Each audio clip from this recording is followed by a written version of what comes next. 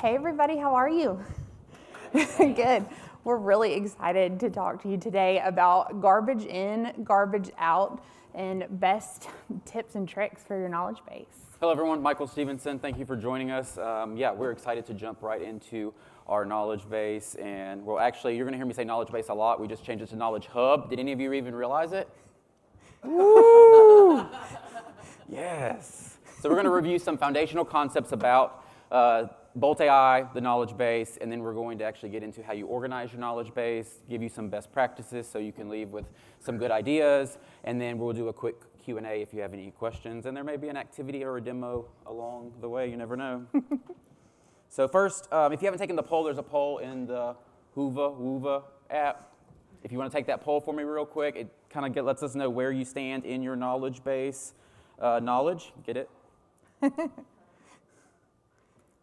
And then we'll roll right into foundational concepts. So we've talked a lot about Bolt AI. We are the AI workforce for higher ed. And so this is a quick little flow chart to kind of demonstrate to you what actually is Bolt AI. Bolt AI is our AI platform, and all of these features are within what we call Bolt AI. So you've got the knowledge base, which is the super important part because it's the brains of all of your AI tools within Element. So anytime you're using Bolt agents, Bolt Discovery, or any of our writing tools, it's going to be retrieving your knowledge from your curated knowledge base. Hub. So some key considerations. First, it uses semantic search, so this is very different from your typical like Google search because it's actually understanding, the AI tools are understanding the intent behind the questions, behind the words. So it could, when the student asks, how do I apply, it's looking for things like, admissions process, guide to those things in your knowledge base that may be worded a little bit differently. It's not looking for an exact keyword match. It's looking more deeply into your knowledge base because it actually understands what the student is trying to ask. So that way it improves the relevance of your search articles and the depth of what they're getting when they ask that question. Another important fact is that it's grounded in your knowledge. So this is also very different from traditional tools because if you've used AI in the past, you may experience an hallucination here and there, which means it makes an assumption and gives you an answer when it can't find the exact thing you're looking for. So this ensures that the students are receiving the exact answer they're looking for that's tied to your knowledge base.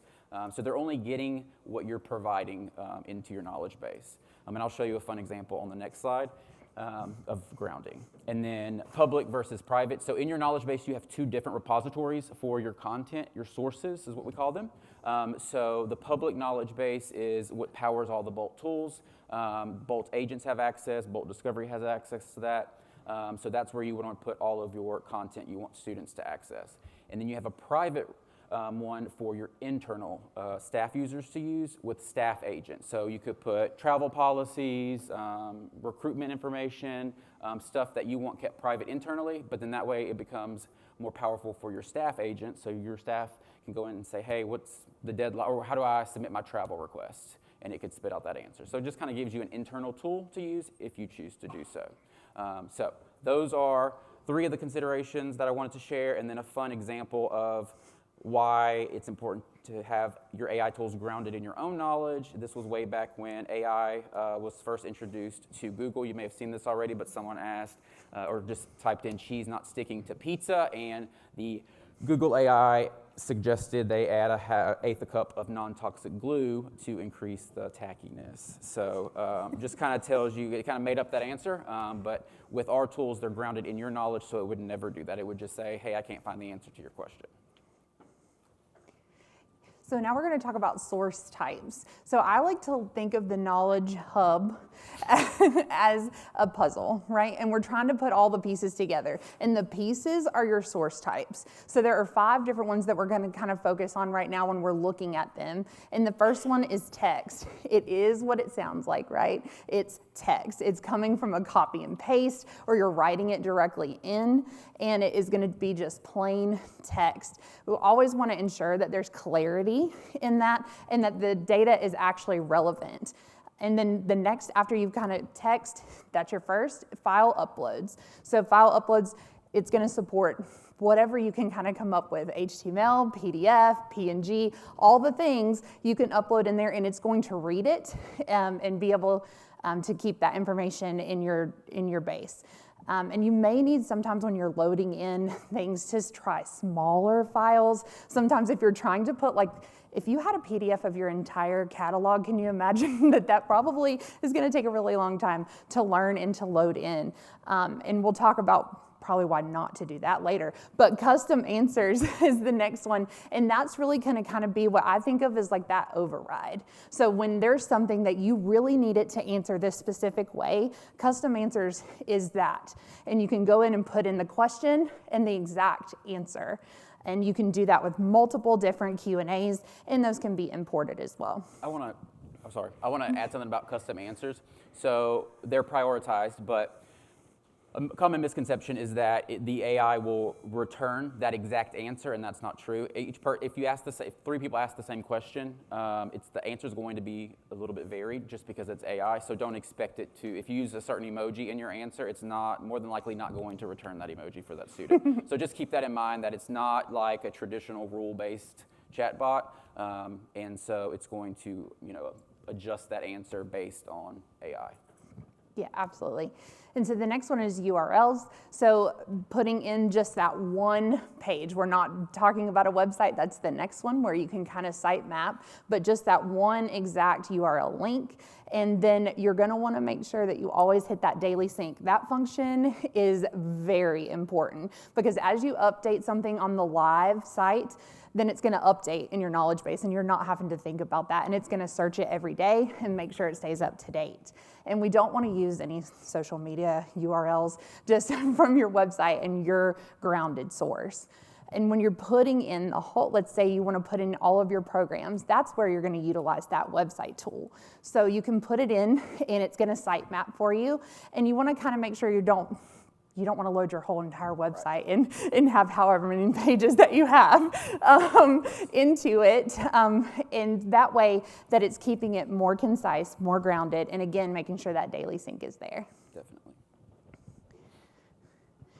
So now we're going to talk about organizing your Knowledge Hub, and I'm going to show you just kind of what we just talked about.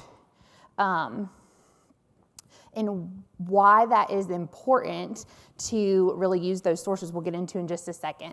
But this is our Knowledge Hub, okay? This is our instance, and what you're looking at is just the main page there. And we talked about categories, folders, and filtering. Or no, we didn't talk about that yet. We talked about all the different types and everything. So why are those things important? To make sure that we have all of our sources in and everything.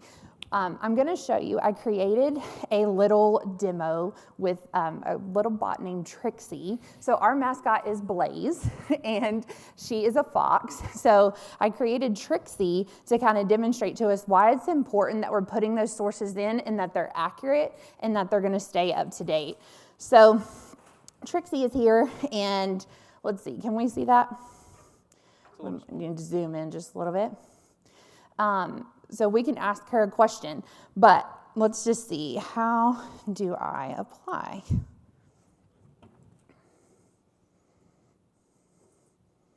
She says she's unable to find the application process, which as a school, that's going to be a big problem, right? If we cannot find the application, that is going to be a big issue. So can you tell me about interior design? And I'm spelling things all wrong because everybody's watching. So we'll ignore that. And she doesn't have that either. So what is that showing us? Is that our sources were not loaded in, and she doesn't have that information. So what's really important as we're kind of going through all of these best how to kind of set it up for you is to remember this is what we want to prevent. This is what we don't want to happen, is not having that information there.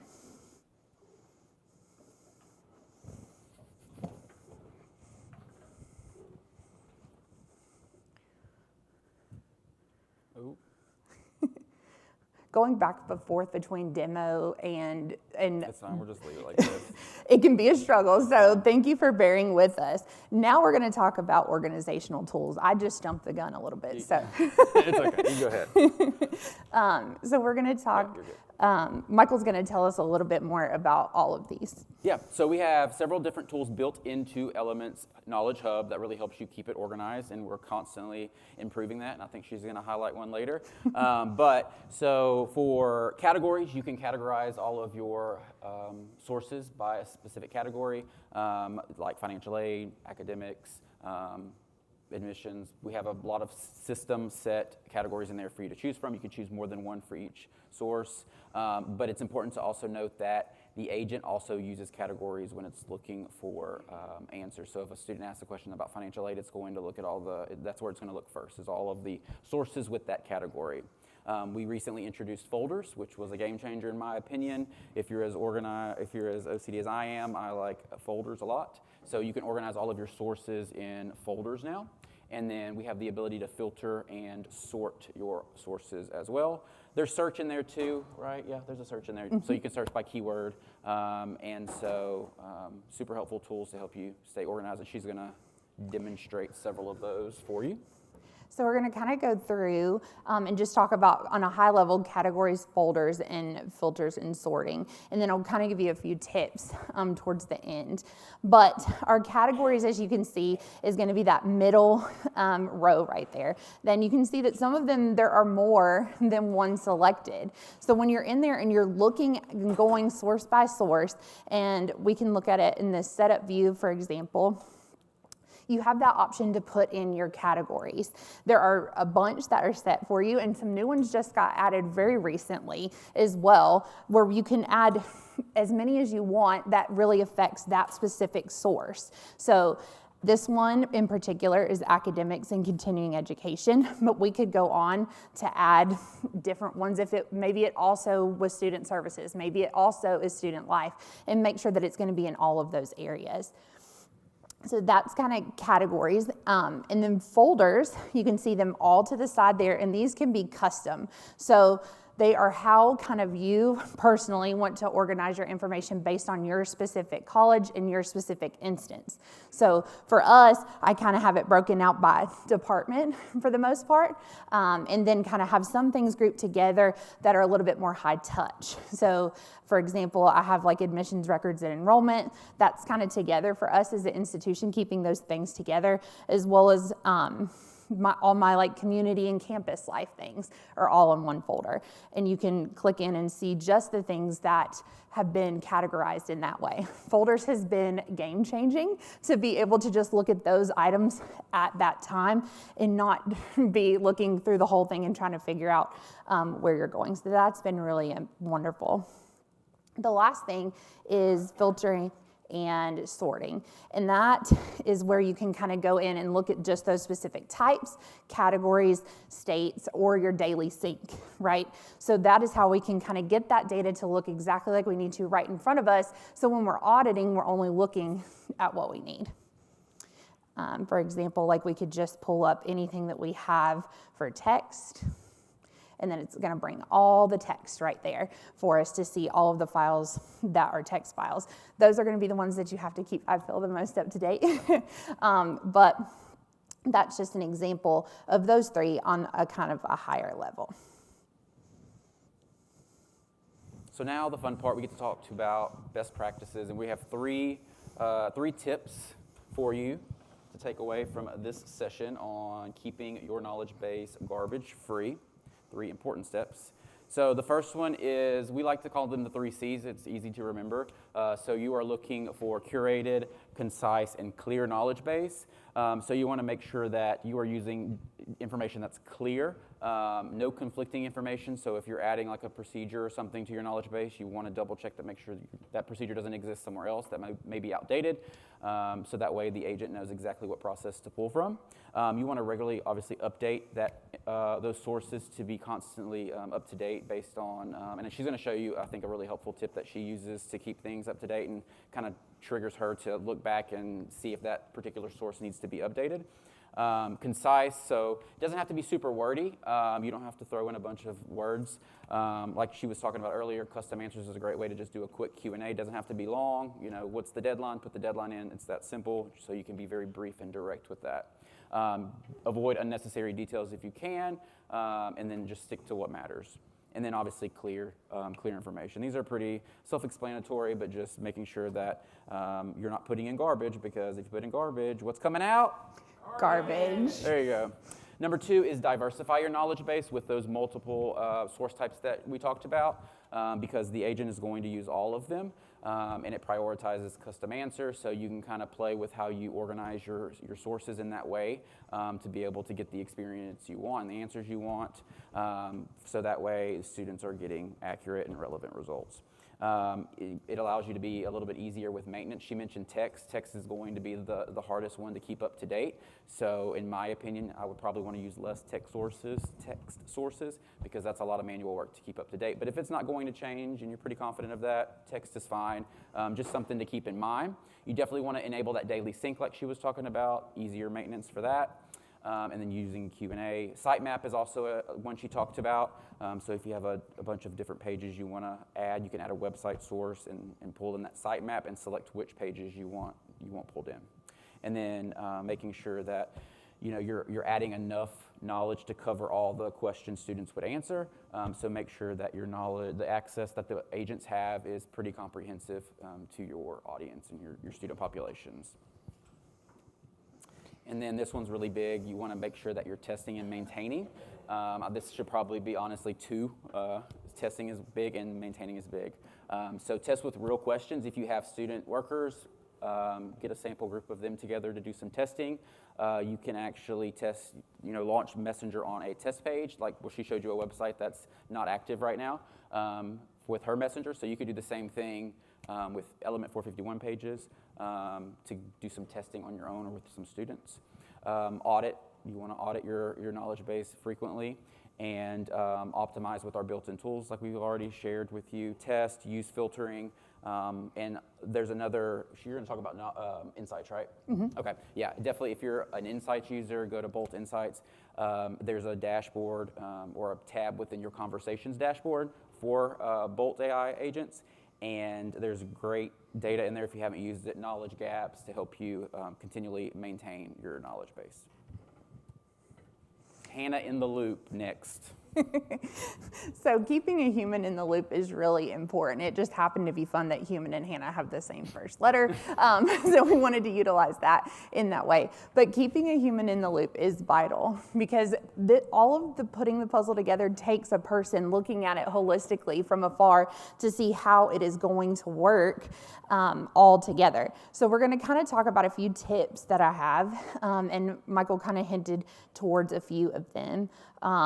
So when we go back to our base, one thing that I want to talk about first, because I'm a data girly through and through, this update just came through recently, and so it's not really a tip as much as it's just a really exciting thing, and it's that you can alphabetize everything now, and that is so amazing. Like, that is game-changing, right? If you are in that knowledge base every day and you're touching things, to be able to look at it holistically, alpha order, it was just absolutely amazing. I'm going to say okay. And when you are doing that, you can do it A to Z or Z to A. However, also just another fun tip is that you can do that by type, which is actually one of my personal preferences on auditing, is doing it by type as well as you can do it by state. Different ways that you are able to do that. I'm going to clear my filters here. Make sure we're seeing everything together. So we're filtering by looking at it. All of the custom answers are together, all of the text is together, files and all of that, by just kind of doing the same thing that we did with alpha order. One of the things Michael was mentioning that I've recently implemented is having these little tags on titles. I'm going to go into one here so we can see it a little bit better. This is our CNA courses. I have those together because the way that our college has them listed, of course, is nursing assistant programs, so we want to make sure that CNA is recognized because that's how students are asking the question, right? So I have started adding what I'm just calling like little tags at the end of each source title. So it's a little different than categories and things because it's letting me know, is this something that's going to stay long term? So it's going to be time sensitive or long term, so it's going to be in relation to time. Or there's an audience one, which you see second, which is this one student facing, but that could be internal, staff, whatever it may be. If we're looking in private, the private base. Or for the last one is like, what's the function? So is it a program? Whatever it is going to be kind of that third one. I've started doing that because it's really helped me be able to look, what is something that's time sensitive and is going to need to change? For example, if we search by time sensitive, it'll go ahead and bring it up. It's going to bring up my academic calendar, my payment deadlines, curriculum payment deadlines, all of the things that have to change often, as we know. So it just made it a little bit easier for me to be able to see it all in one line when I'm naming a source. You can also make a folder called time sensitive because Element, you make it work exactly how you want it to because they give us so many tools, right? So for me, this is just a new way that I've started doing that.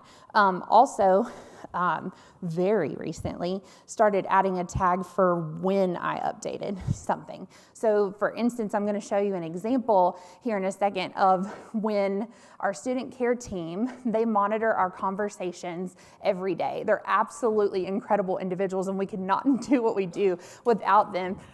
They are the face of the school, and then they're also monitoring conversations. And when something goes a little bit awry, which happens from time to time, right? There are gaps, they exist.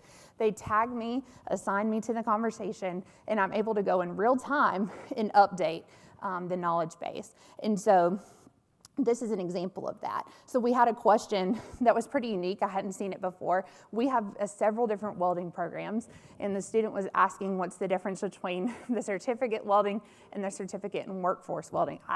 I did not know the answer to that question, and we didn't have it, and it was a gap for us. So I was able to reach out to that program coordinator, go back in, and be able to update that source, add it as a source, and I put it update. This just happened in early June of 2025. So that's kind of the end of my tag there. So it kind of lets me know this may change because it's a workforce development, and when it was last updated. For example, I kind of zoomed in just to make sure we kind of keep any student data on the other side private, but this was the question when it got asked. And honestly, the agent did a really good job. Blaze handled it just fine. She just didn't have that exact information, and they were able to tag me in, and then I didn't remove myself so I could just show you guys, but after I do it, I move that and then go on. Insights are absolutely incredible. If you are not in Insights, go there as soon as we're done, okay? It is very helpful for when you are creating and you're putting this big puzzle together and making sure that all the pieces are fitting, being able to see what pages the conversations are started on. You can see your Gap blog there and look at all of that, as well as one of my favorite parts is the Knowledge Hub article references. So being able to put those references and of course sort them, and kind of see what are the ones that are getting hit the most. And then of course we can scroll down and see what are the articles that are being used the least. So Insights is incredibly helpful and also can show you, your close rates and all the different things that are really, really important. And the knowledge gap has the link to the conversation, so you can go back and read to get more context, so that way you can go back and make sure that answer is accurately reflected in the knowledge base. Yeah, absolutely. So. And something else I had just thought of when you were talking about the titles, like adding those little self-titles to the articles. The agents also use titles when searching, so fun fact on that one. So like the one where she has program. So I assume AI is smart enough to understand that that's a program, so that could actually work, and that's a benefit I hadn't thought of until I was standing right here. So those tags could also help in that way as well. Yeah, absolutely. And also, of course, searching by state sometimes is really helpful to catch that if something is not being learned for some reason. Right. One thing I also wanted to point out with categories, just as another little tip, is when you're putting in a website and you're looking at that sitemap, is that you're going in and you're making sure that you put the categories on those individual pages under your sitemap. That's vital. I did not do that once upon a time. And then I was realizing the information's in there, but why is it not getting to, we have an agent built specifically for continuing education. Why is that agent not using those sources? And I figured out it was, oh my goodness, I didn't put it on those individual links. So that's really important and really vital to the health of your knowledge base. And then making sure that if you do have an agent that is just assigned to one category, that they're getting all the information they need to communicate directly to the student and make the best experience for them. Definitely. I think that's pretty much it that I had for this. I did want to show the new preview part too.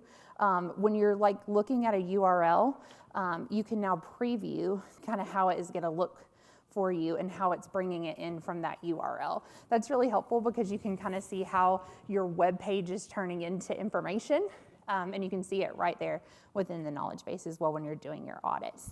Yeah, and that's a good way, like if you're just unsure how your website will react in the knowledge base, that's a good way to just throw it in there to see what it's actually pulling and scraping from your website, so you'll know what the agent has access to. Yeah, absolutely.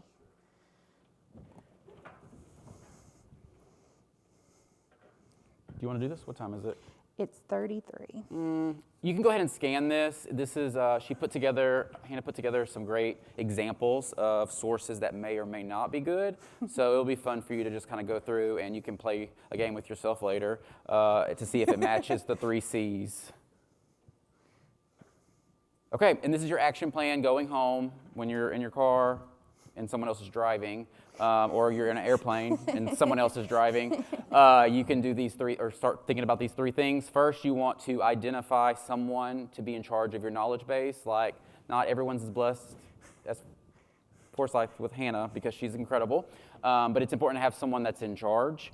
And then you should schedule your first knowledge base audit if that's not already on your calendar. Who already has audits on their calendar?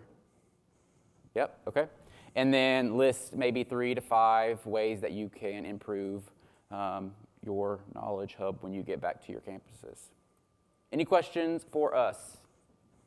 Can you discuss if you're linking to external content? Is it best to, so for example, in North Carolina, RDS is a huge thing, residency, and so we currently link to the RDS site for like their FAQ. For their FAQ and documentation, is it best to like download those resources and handbooks into the knowledge base, or leave it as a external website on the primary source, if that makes sense? I would say probably depends on the use case, but anytime you can use a website and turn on sync, that's going to be your best route because it's going to keep the information up to date and you're not going to have to go back and check their website to make sure it's right. So that would be my recommendation. But if there are like PDFs and documents that you're getting from other places, that's totally fine. You can import those. Just keeping in mind you're going to have to maintain those if they become outdated would be my recommendation on that one. Yeah, and just that reminds, sorry. No, you go ahead. Go ahead. That reminds me, we also import federal financial aid web information already, and there's skills on each agent. Yep. So you don't have to put in any of that information. We do that for you, as well as Common App. Yep. And so whenever you have documents like you were mentioning, I'm assuming those are probably updated annually, biannually, something like that. Mm-hmm. So it's really easy, like, to go in and just swap those out, right? So taking some of the tips that Hannah uses to manage it, if you have those locked in as like kind of like a time-based resource, you'll know to come in, delete one out, add the other one in, and it doesn't skip a beat. It doesn't hold on to anything from the previous document or anything. So it's pretty seamless. What's the difference between entering information via sitemap and then individually? Because I remember building our knowledge base and I don't remember seeing sitemap. And I'm also not the person who maintains it at this point at our institution, but what's the difference? So if you use just a specific URL, it's going to be just that one page. If you're bringing in, like, for example, we have our programs that are in there with the sitemap. So I can bring in, it'll try to give you your whole website, and then you kind of bring it down, and you can kind of do that by path. And so that's going to be where you can decide. So I just do, like, whatever the ending of that URL is, /program / whatever, and it's just going to let me select those specific 30 to 40, pages, as opposed to if you just do URL, it's just going to give you that one page. So I just added her courses page from our website, her URL, and you'll see at the bottom we scraped her website and generated all the subpages from that top index page, and so now you can go through and select which ones from her course pages she wants to add to the knowledge base. Yeah, and you just go in and select which ones. This is probably the preferred method, especially if you have a lot of different pages within that index, yeah. Yeah, you're welcome. You may have said it, so I'm sorry if you did. Is there a hierarchy of data sources? The agents prioritize custom answers. Okay, so if you had 2 different deadlines, one was a mistake, one was correct, it should use custom answers, yes. Okay, so that's good to know. Yep. Thank you. I saw a couple other hands. I'll get you first. When you were showcasing the preview, is that what the agent is looking at to work off? So if my preview is wrong, my agent's going to be wrong, correct? Yep. Okay. Yeah, and Yep. sorry, Michael. That's why it's really important to stay up to date and in those conversations.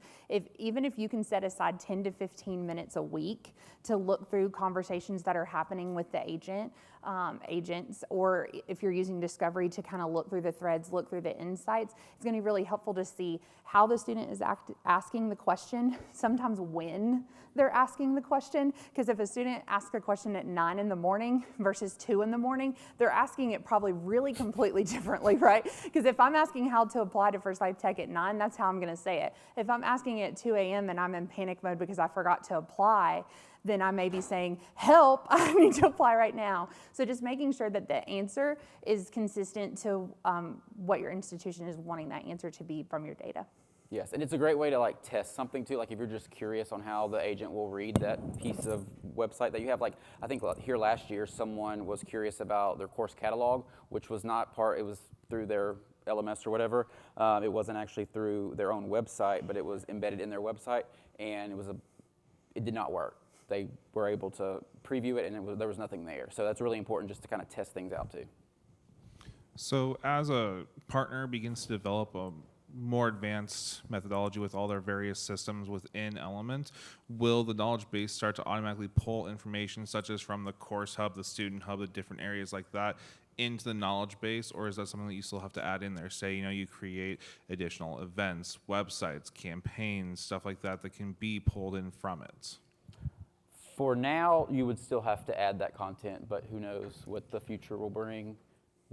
What can you give me an example of something you'd wanted to pull in from those other tools? Yeah. So our financial aid office is constantly uploading specific scholarship information from the state, regions, and nationals to a site that we created that's student focused. Would it be able to pull that information from there so they're not having a double dip? Is it behind an authentication wall, like a login, or is it public? Yes. It is. It's through Element sites web. Oh, is it on the? Oh, your pages. So you're on pages. Okay, so it shouldn't be authenticated then. So anything that it doesn't require someone to log in to access the information and the data on that page, you can put in using either the URL or the website tool to pull that source information in.